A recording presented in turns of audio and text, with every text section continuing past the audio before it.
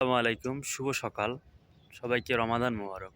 এই রমাদান মোবারকের ১ম দিনেই আমি আল্লাহ তাআলার অশেষ রহমতে ১০ দিনের ছুটিতে ঢাকা গমন করব।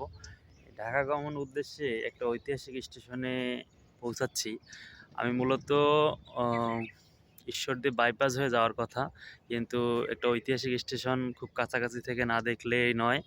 যে স্টেশনটি পাহাড় বেয়ে উঠতে হয়।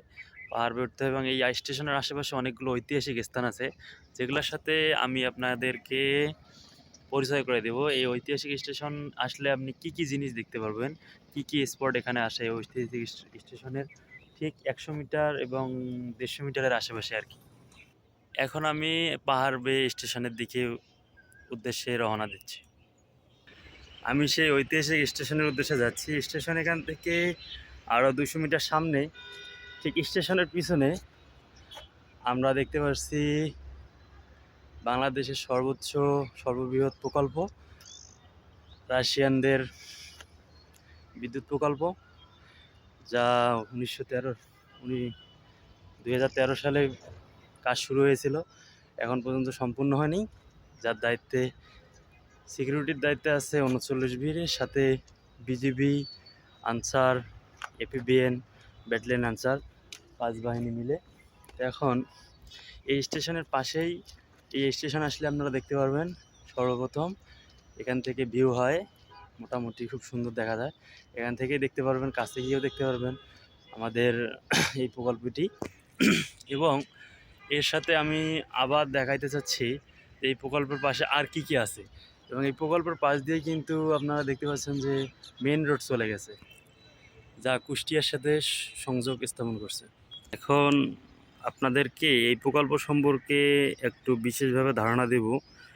এই প্রকল্পে মোট আয়তন ১২০০ একর জমিতে প্রকল্পটি রয়েছে এবং এই প্রকল্প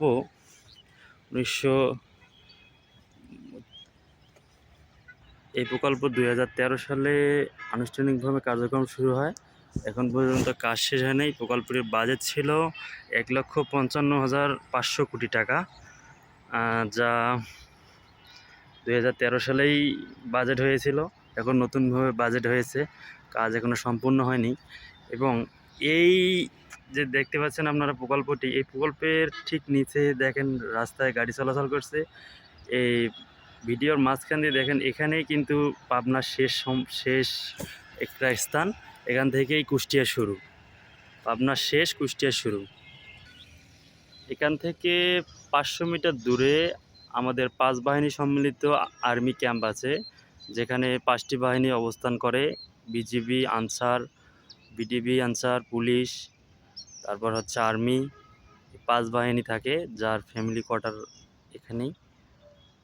৩২ বিশিষ্ট ফ্যামিলি কোয়ার্টার এবং পাশ দিয়ে চলে গেছে একটি ইপিজেড রোড এবং তার ৩০০ মিটার সামনে আছে ইপিজেড, যা বাংলাদেশের ৭ম ইপিজেড এবং অনেক বৃহত্তর।